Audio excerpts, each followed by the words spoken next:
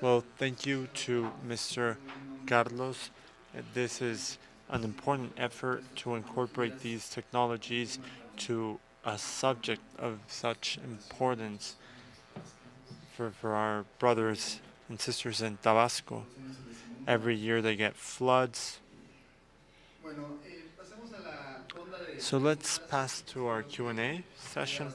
Hopefully there will be many since we didn't have the discussion by at the beginning. Well, there is double time for questions and answers. So we have a question from Elena of the UNAM. She asks, was this technology used to detect lutite mines in northern Mexico? This is for Mr. Fabian Garcia Nocetti.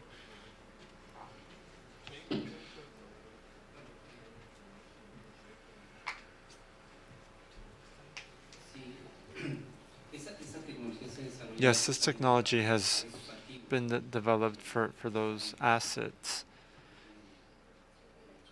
in southeast Mexico. But yes, similar technologies are used in other areas as well. The difference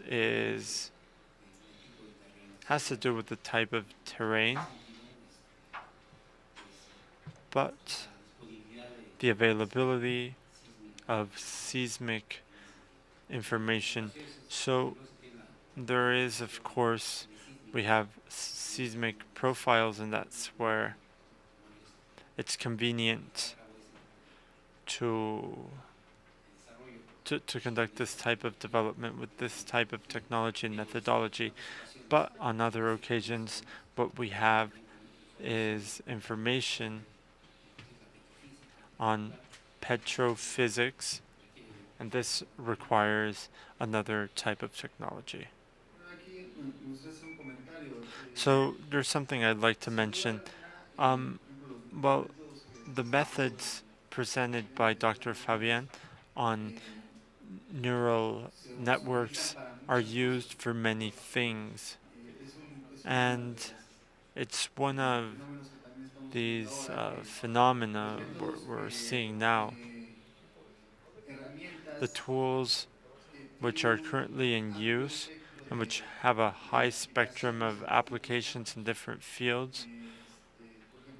For instance, these neural networks showed by Dr. Fabian, I've used them for demographic analysis, for intiometric analysis, economic analysis, and now to do geophysical analysis. And it's the same technique, the same algorithm, but it's been used, or it can be used for a diversity of applications.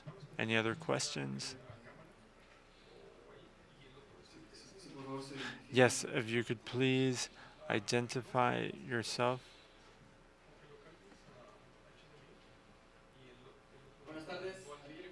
I'm Ariel Juarez from the Ministry of Tourism. At the Ministry of Tourism, we are currently implementing the use of information tools from official but also unofficial sources. We've been trying to find within the government how to use this information, see what the reach can be for it. As Ronald said, there's great potential for big data. Let me just tell you briefly, Visa came to us to request help to use the calculation of the data through taxes, but now we have thousands of units of data to see how much is spent per credit card, and also we extrapolate the amount of money that people withdraw from an ATM. So this is an example of INEGI to exploit Twitter information to learn more about flows, and this goes in the sense of, as Fabian said, we're trying to break with the paradigm of using information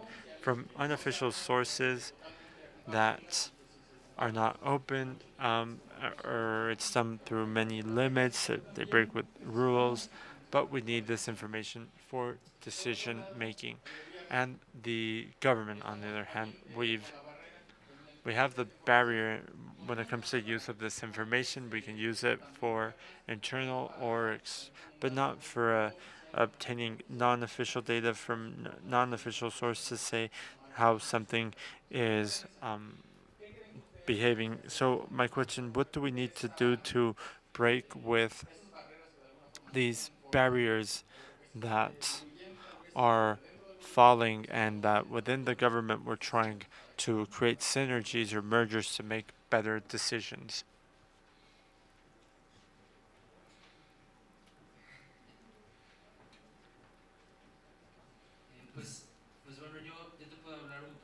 I can tell you a bit of the case of Global Pulse. The use of information as cell phone consumption is always very, very delicate, and it will be hard for a company to actually give you their numbers, but an alliance with a laboratory such as Global Pulse at the UN can be um, well, great help, but that perhaps they're not available, but their public can be a good example. But say the use of this data and these sources, sometimes it's different. It's difficult for the owners of information to want to share this, when it comes to this type of information. So what we're trying to do is, for those of you who participate, the coordination launched a contest called Dataton, which is on dataton.gov.mx, and Telefonica and the municipality of Zapopan open federal sources, open data, and we made a call to um, to a contest for data analysis and policy improvement. What for?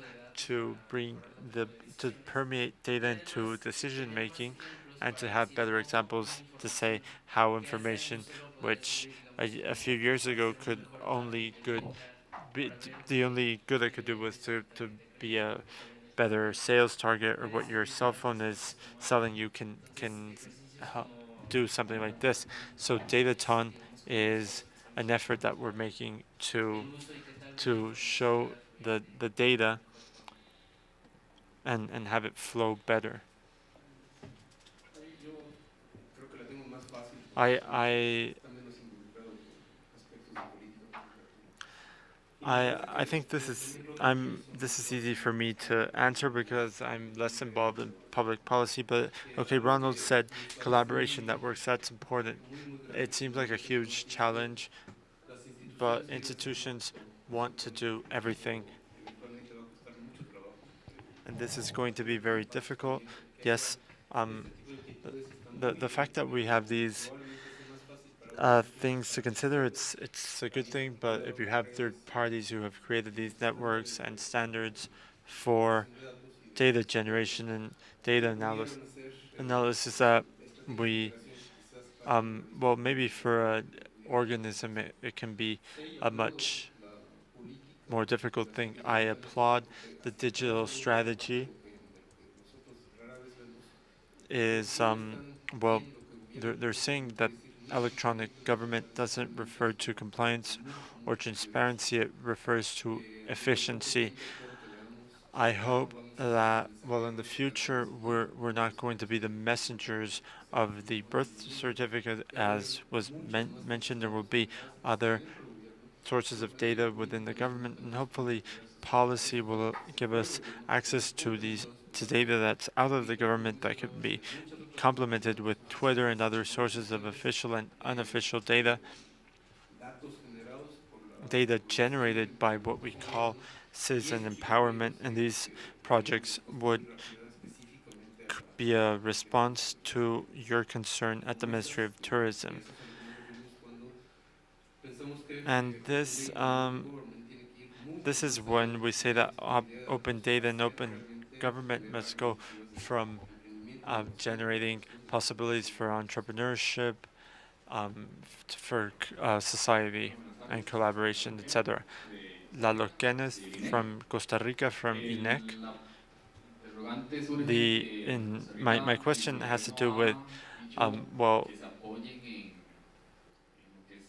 the government has said that we have to use open data, but in the case of institutions, of semi-autonomous institutions that don't generate information, we generate services.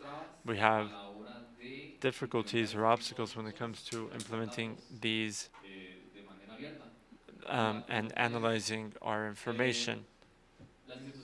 Institutions that don't have the necessary people to do this processing or analysis in a swift way, the cloud as an option.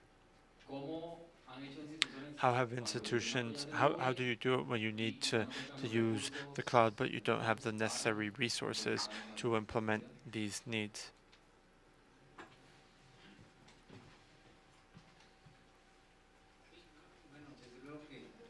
Well, the cloud in this specific case is a reasonable option at a reasonable cost when you don't have the possibility of your own resources or a good cluster of computers with a large, well, an option of course is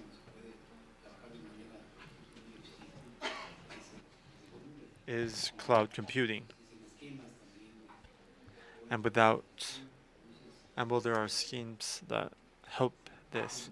So high, well, high performance computer architecture are not inscribed necessarily within having a cluster at home or institutions. We have the possibility of a cloud, and through different schemes of collaboration, it is currently a feasible way of beginning these issues. Definitely. Anyone wants to add anything? I'm going to give you an example of what we did in this case. Well, although it may seem simple to say, okay, you have information, just to open it, it was a whole issue. We did face what you mentioned on the fact that some organizations don't have the infrastructure. Sometimes you have people who are technically trained but know nothing about open data.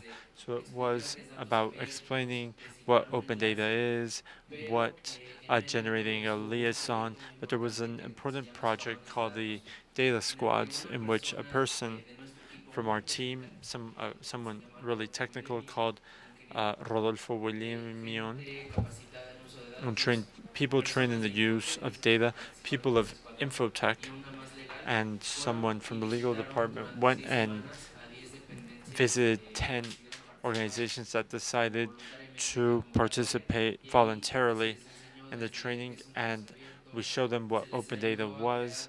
We showed them how to create a portal to upload databases, and this process, even though Mexico is well, it's the 7th country to implement this. This had never been done. Normally, we would send a great number of manuals, and government organizations had to open them in other countries, and we decided to lead this hand-in-hand. ODI is documenting this, and the idea is that we replicate this in all the government agencies, and that it can be a government, a way in which the government can do this. At the Office of the Presidency, we can coordinate this. So it wouldn't be a bad idea if we did something similar, and that if you wanted to contact us, there would probably be people who would be happy to aid you in this. Just to add to this, the part on cloud computing, well, if you're starting from zero, from scratch, um, well, you should take privacy into consideration more than is currently um, being taken into account in Mexico. This has delayed the implementation of cloud in other countries. Cloud is cheap, it's scalable, it's better than nothing when you're starting from scratch. But when you want to upload official information, well, if the cloud is not in your country, you can't upload it, and then you have to define what can be, what can't, and what is the cloud. It can be infotech, and it can be in Aguascalientes, it can be many different things. But today we're determining that you can't upload sensitive data to the cloud, whatever sensitive means, and anything that a general director says is sensitive will be defined by him, and that's being discussed. The second point, specifically when we refer to the cloud for big data solutions, well, we need to be careful of dependency levels. One is, what do you want the cloud for? To process data or to store it? If you want for both, the latency of the transportation of large volumes of data to process will be very expensive if you want, especially if you want to do real-time processing. Here we also have dependency on the supplier of the cloud, and particularly on the telecommunications provider. Uploading to cloud means that you've solved the issue of the efficiency and cost of telecommunications. Otherwise, the business case can be operational costs per areas can be okay, but having said this, when there's nothing, the best you can do is to start with the cloud. Just a question over in the back. Good afternoon. I'm Maria Angel Hawe. I'm Director of Topographic Modeling of the INEGI. We've worked or we agree with what we mentioned this morning on policies, on defining what a policy is. Even though we have big data, and the fact that we just add something to Excel, well, that creates data. But when it comes to big data, I would consider it two different environments: the geometry and the database, which nowadays we call it a geobase.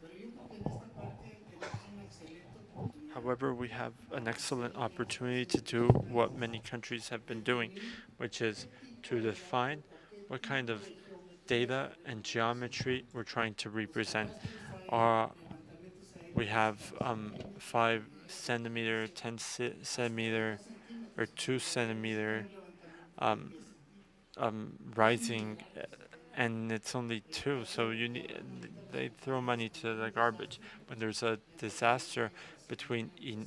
We have Serena, the Navy, the military. We purchase radar images for this situation. So what's most important, and I think, well, if we can establish a policy, what kind of data do we want as big data for Mexico? Because since the 70s, we've spoken of satellite imagery, creating databases, geodata. We need references, geographic references. All the registers um, are in 2D, except for New Zealand and a few countries. They're in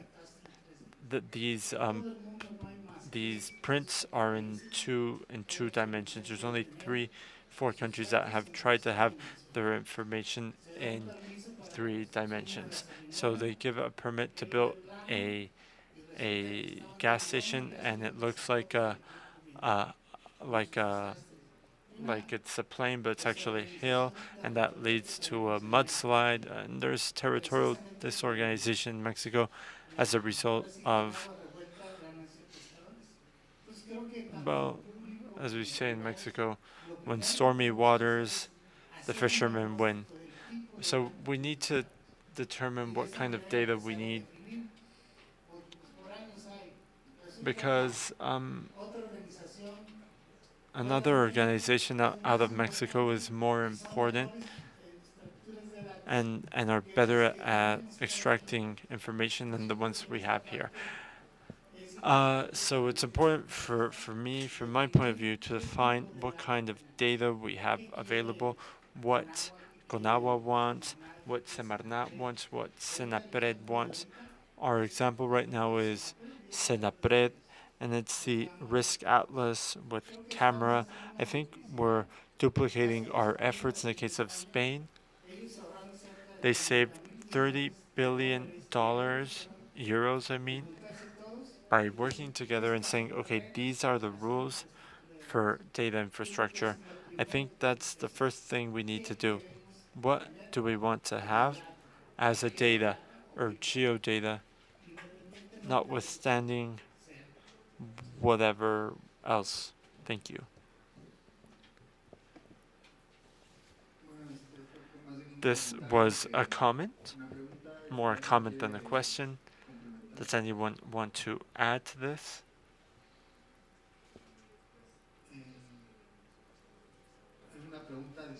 Any additional questions?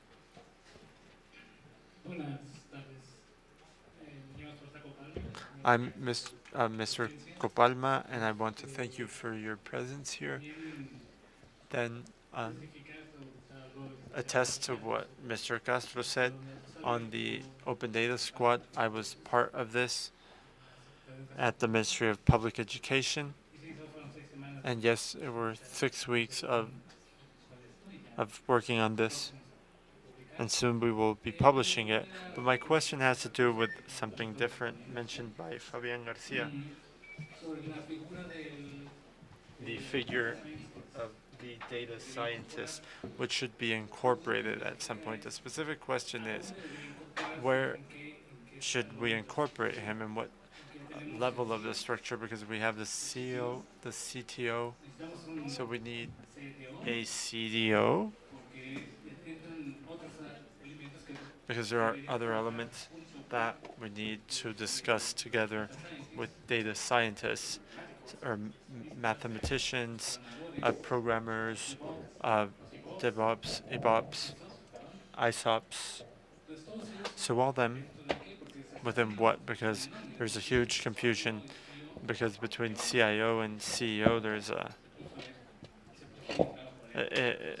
we had to clarify, one's more technological and the other one's more business, and now one in between the two, because it is no longer in programmer, because we probably don't understand them.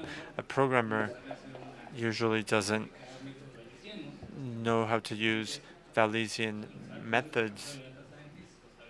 A data scientist knows the statistics, statistician knows how to do it.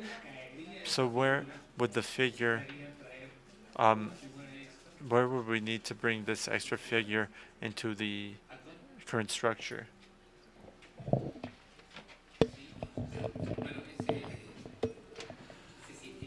Yes, well, that data scientist that receives information needs to be part of the research and development team as an interface between those that are designing the algorithms specifically and those that are programming in that regard. But it is very important that this concept, the figure of the data scientist, is well represented, because it is also a figure that does not naturally exist. It has been formed or adapted based on the needs. It is very important to highlight that currently postgraduate courses are being developed with this topic in mind, so that the profile of the data scientist and the curriculum associated to that, to the development they need, is of course suitable. But they work as an interface between the scientists that are developing the mathematical methodology and those that implement such algorithms to take them to programming. It is difficult at some point to define the, the, the limits or the boundaries, because it is possible to go from one side to the other. But what is actually important is to start thinking about the type of training, the type of experience that these data scientists should have, and the importance of their work as part of a team, as part of a research and development team in that regard. I'm going to answer very academically. Today, around 85 to 90% of big data analytical projects at companies go from business units. Usually it is the chief marketing officer or chief financial officers are those that develop this. CEOs are just starting to have, CIO are just starting to become part of these type of areas. That is serious because the data is being handled here under data, and the life cycle of data should be what governed this. This initiatives now discuss a multidiscipline profiles, and this should not be chief data science officers, but chief data officers that should have in their team very good statisticians, an expert on applied mathematics, and actuary for the unit of interest, because those that are studying customer behavior and a social science have nothing to and a social network have nothing to do with those that are studying strategic forecasts for decision making and geographical data. So data-driven decision making companies do not have a single individual doing this. It is a multidisciplinary team formed by people that understand the technological infrastructure, that know how to program, people that understand mathematics and statistics very well. And something that has not been addressed today that is very important is that we are discussing predictive and prospective analysis, which increases the complexity, as well as people that know the field of action of these disciplines. It is not a single person, it is not a single individual, it is a center of excellency, of skills in order to start applying this expertise in different areas. Another question over there. Abel Coronado from INEGI. To Dr. Fabian, could you tell us more about the physical infrastructure with which your analysis you made was done? I did not hear some figures, and I think it would be interesting to know. The cluster that is currently mounted at the High Performance Computing Lab that was recently updated is a cluster of 32 nodes. Each one of these nodes has 2 CPUs, and at the same time each one of them has 8 threads in that regard, and each one of these nodes is also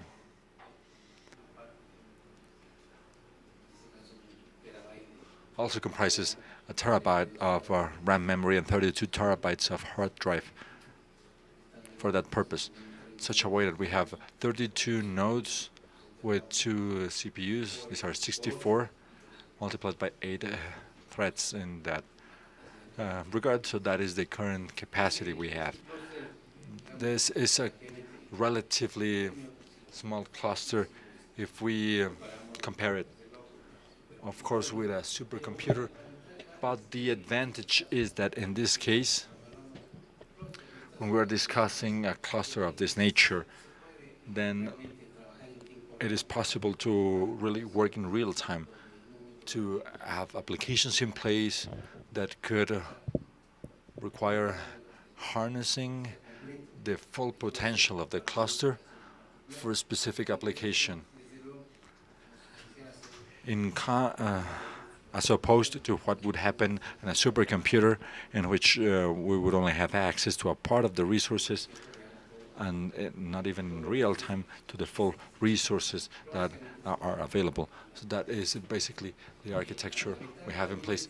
The advantage of this type of architecture is that we're only discussing CPUs, but there is also the side of GPUs, of graphic processing units, that are also being used for different types of applications with